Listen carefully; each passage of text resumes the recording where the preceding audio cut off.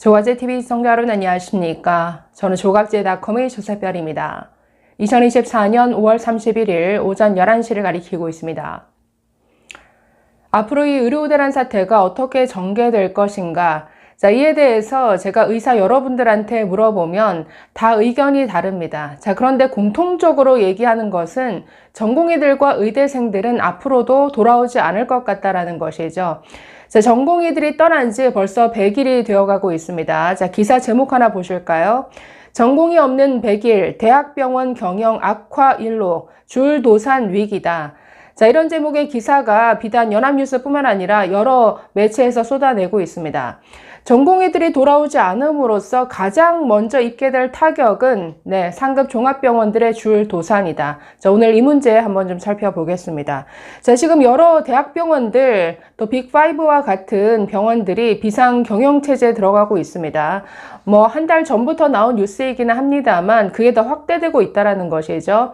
그래서 수당을 삭감한다던가 다른 간호사라든가 다른 병원 인력들에게 무급 휴가를 권고하는 이런 지경이라고 하는데, 이들 상급 종합병원이 왜 어려울 수밖에 없는가? 잘 아시다시피 전공의 비율이 높기 때문이죠.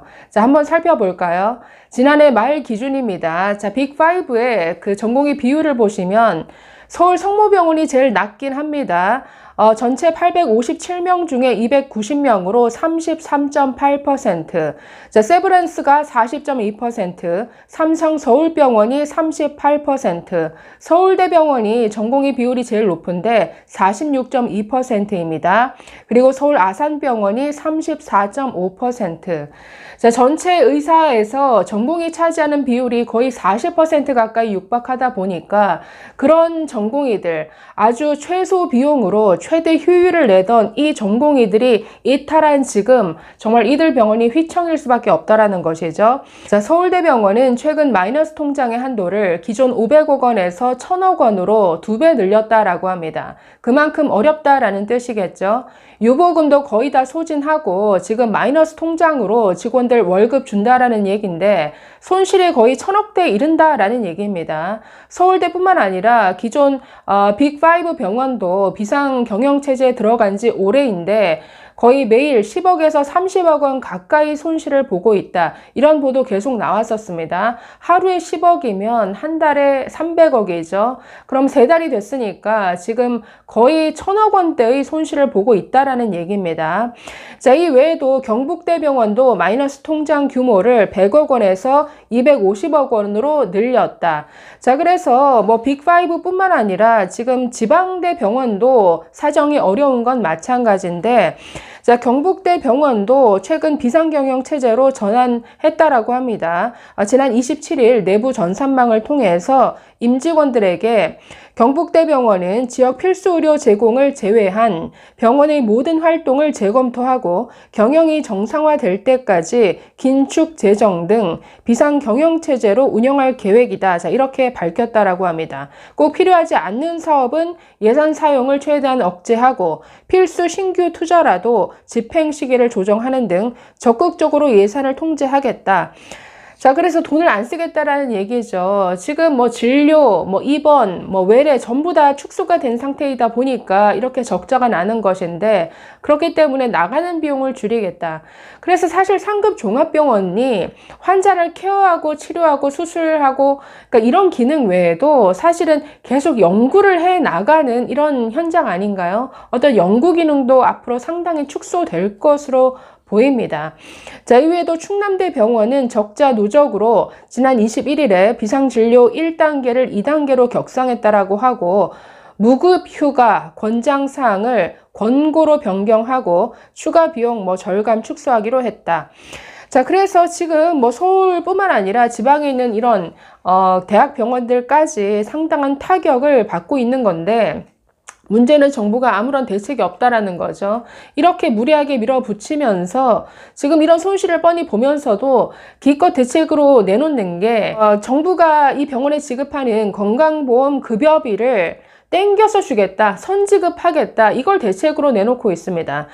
그래서 보건복지부는 지난해 같은 기간 급여비의 30%를 우선 지급하고 내년 1분기 이후에 뭐 정산할 계획이다. 이걸 대책으로 내놨습니다.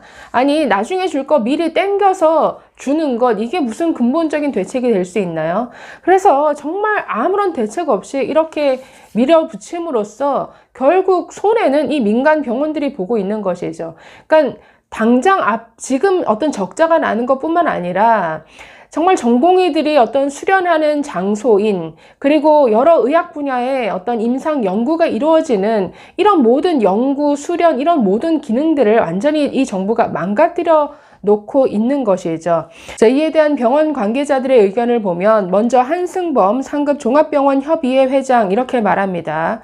전공의 집단 이탈 사태 장기화로 상급종합병원의 누적 적자가 임계점에 달하고 있다. 현재 상급종합병원은 존폐가 불투명한 위기 상황이다. 이렇게 진단했습니다. 자, 또 김영훈 전 고려대 의료원장 역시 우리나라 선진의료의 기둥이었던 대학병원이 하나, 둘 도산하게 생겼다. 모두 설마라고 하겠지만 줄 도산은 닥쳐올 시기의 문제이지 피할 수 없는 미래가 되어가고 있다. 자, 이렇게 밝혔습니다. 곧 줄도산이 현실화될 것이다 라고 경고하고 있죠. 자, 전공의들은 돌아오지 않을 것 같다라는 말씀을 드렸는데 돌아오지 않는 게 단순히 의대 증원 때문이 아닙니다. 지금 이 의대 증원이 발표되기 전 2월 1일에 먼저 필수 의료 정책 패키지가 나왔죠. 그게 나왔을 때부터 전공의들과 의대생들은 자신의 미래가 뺏겼구나라는 이런 생각을 했습니다. 그러니까 열심히 정말 고등학교 때부터 열심히 공부해서 겨우 의대 들어가서 앞으로 10년 정말 청춘을 갈아 넣으면 뭔가 그래도 안정되고 성공한 이런 자리가 있을 줄 알았는데 그걸 다 날려버렸다라는 거죠. 그 내용이 필수 의료 정책 패키지 내용이었다라는 겁니다. 언젠가 한번 그 내용 다룰 텐데 아주 의사들이 반발할 수밖에 없는 내용들이 너무나 많습니다. 예를 들어서 개원을 해야 되는데 지금은 뭐 일반 의사 자격만 있으면 개원을 할 수 있죠. 이 개원의 문턱을 높였습니다. 그러니까 마음대로 개원도 못하게 만들고 게다가 뭐 혼합진료 금지와 같이 이렇게 지금은 의료 수가가 워낙 낮기 때문에 그나마 비급여의 어떤 진료를 통해서 이 모자란 부분을 충당할 수가 있는데 거의 비급여 행위를 못하게 하는 이런 내용도 들어가 있습니다. 예를 들어 혼합진료 금지 같은 경우에 혼합해서 하지 말아라. 급여와 비급여를 혼합해서 어떤 처방이나 진료를 하지 말아라. 예를 들어서 뭐 정형외과의 물리치료와 도수치료 이거 함께 못한다라는 거죠. 예를 들어서 내시경, 수면 내시경. 내시경은 급여인데 수면은 비급여니까 수면 내시경 하지 마. 수면 내시경 받고 싶으면 전부 비싼 비급여로 뭐 10만 원, 20만 원 내고서 수면 내시경을 하라. 그러니까 이런 얘기니까 이거는 국민들에게도 좋지 않은 내용일 뿐만 아니라 의사들이 전부 반발할 수밖에 없는 내용이죠. 그래서 그 필수의료 정책 패키지 그 발표에서부터 전공의들과 의대생들은 희망이 없구나 생각하고 더 이상 이 상태로 내가 의사를 계속해 나간다는 게 의미가 있을까? 그래서 이건 보통 심각한 문제가 아닙니다. 단순히 의대 증원 이게 해결된다고 돌아올 수 있는 이런 사태가 아닌데 전부 다 지금 헛다리 짚고 있는 것이죠. 정말 이 줄도산이 현실화될 것 같습니다. 전공의들, 의대생들 돌아오지 않을 것 같습니다. 의대생 단체 유급 되겠죠. 자, 그러면 이 젊은 의사들이 떠난 이 의료 현장 몇 년간의 정말 최악의 의료 공백 이거 고스란히 국민들 피해로 돌아갈 건데 지금 정부는 아무 대책이 없이 그냥 돌아오라 라는 얘기만 하고 있습니다. 차라리 빨리 전공의들 사직서 그냥 법대로 정상적으로 수리를 해 주시죠. 의대생들의 휴학계도 정상적으로 수리해 주는 게 마땅하죠. 단체 유급이라는 어떤 피해를 안겨서는 안 되지 않겠습니까? 자, 그래서 이런 막무가내 정책에 미래 의사들이 정말 피해를 보고 있는 것 같아서 참으로 안타깝습니다. 그러나 이들은 돌아오지 않을 것 같고 또 다른 어떤 길을 찾음으로써 자신들의 미래를 이어나갈 것 같습니다. 이게 국민들에게는 굉장히 큰 불행이죠. 감사합니다.